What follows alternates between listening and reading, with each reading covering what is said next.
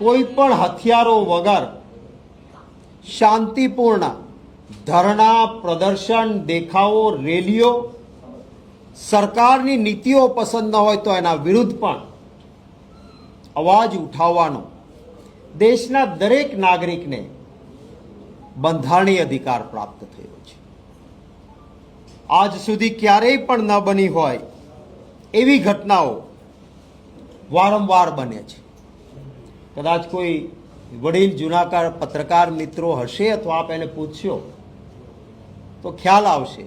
કોંગ્રેસનું શાસન હોય કે અન્ય શાસન રહ્યા આપણા ગુજરાતમાં જે સચિવાલય છે ને, એ સચિવાલયના પાસેનો જે ચોક ચ રોડ ઉપરનો, જેને ચ5 કહેવાય છે, બિલકુલ સચિવાલયની ફેન્સિંગ પાસે આ ચ5 પર સરકાર વિરુદ્ધ ગુજરાતમાંથી જેને આંદોલન કરવું છે, દેખાવો કરવા છે, એને ત્યાં ધરણા માટે ચ5નો આ કોર્નર પર જગ્યા અપાતી અને જે સરકાર રહેતી એ સરકાર છાંયડો અને પાણી સરકાર વ્યવસ્થા કરી દીધી.